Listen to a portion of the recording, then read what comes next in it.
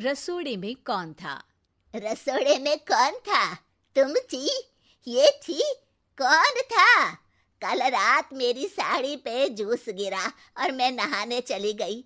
जब किचन में गई तो देखा कुकर में से किसी ने चने निकाल दिए और किसी ने फिर से कुकर चूल्हे पे चढ़ा दिया।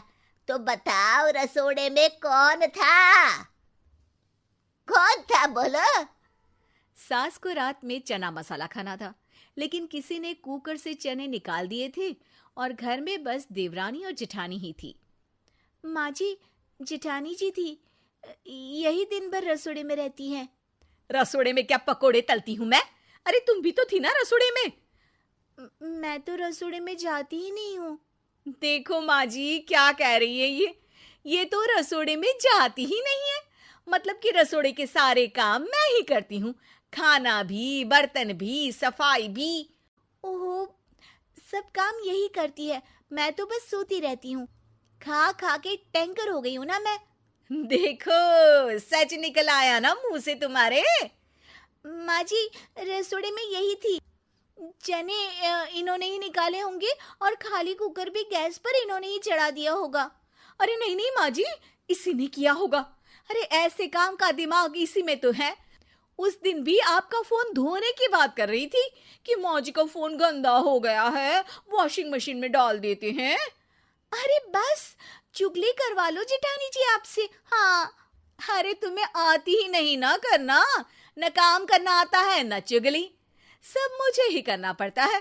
तुम तो राजा रजवाड़ों के घर से आई हो ना। हाँ हाँ, राजा रजवाड़े ही हैं मेरे घर वाले। कम से कम आपके पापा की तरह नाई की दुकान से काटे हुए बाल चुरा के गंजों को तो नहीं बेचते।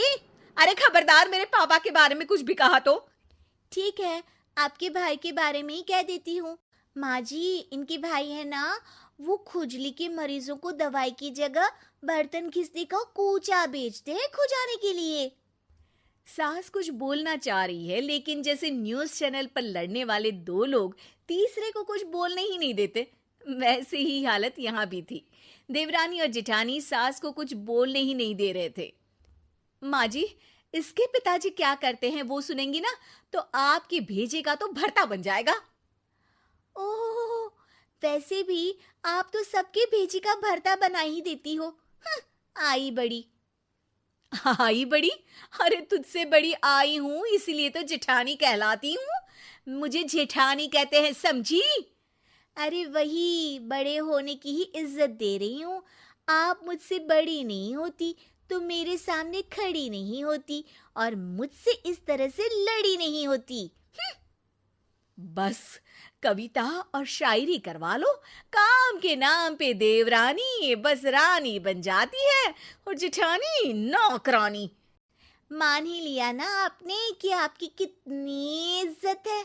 अरे ज्यादा मुंह ना चलाओ, वरना सबको बता देंगे कि तुम्हारे बाऊजी चाय पीते टाइम की आवाज करते हैं। अरे बस करो, तुम दोनों बच्चों की तरह लड़ने लगती हो। मेरी बात पे तो कोई ध्यान ही नहीं दे रहा। मुझे बस ये बताओ कि रसोड़े में कौन था? मैं नहीं थी माँ जी। मैं भी नहीं थी माँ जी। अरे तो ठीक है, कोई नहीं था ना। जाओ सब अपना अपना काम करो। सास वहां से चली जाती है, लेकिन देवरानी और जेठानी की लड़ाई खत्म नहीं होती। आज तो आप सासू माँ से बच गई, वरना चने की जगह आपकी चटनी बन जाती। हाँ हाँ, अच्छा हुआ कि चली गई, वरना जब उन्हें पता चलता कि रसोड़े में तुम थी तो तुम्हें तुम्हारे मायके भगा देती, और तुम तो मायके वालों से भी लड़ लेती और वो तुम्हें फिर कहीं और भगा देते। दीदी, घर वालों पे मत जाओ। अरे मैं तुम्हारे घर वालों पे नहीं जाती, लेकिन तुम अगर अपने घर वालों पर जाती ना तो शायद थोड़ी अकल तो आ ही जाती। पता नहीं किस पर गई हो तुम। रात को सब टीवी देख रहे होते हैं। वहां दोनों बहुएं और बेटे बैठे हुए होते हैं। सास फिर से बात निकालती है। कल रात मेरी साड़ी पे जूस गिरा और मैं नहाने चली गई। जब किचन में गई तो देखा कुकर में से किसी ने चने निकाल दिए और फिर से कुकर चूल्हे पर चढ़ा दिया। किसने चढ़ाया था? रसोड़े में कौन था? बड़ा बेटा जवाब देने वाला होता है तभी छोटी बहू बोलती है। माँ जी, मैंने सुबह ही तो बताया था कि मैं नहीं थी, जिठानी जी होंगी। अरे इतना झूठ मत बोलो देवरानी जी, जुबान शर्म के मारे मुंह से गिर जाएगी इतना झूठ बोल बोल के।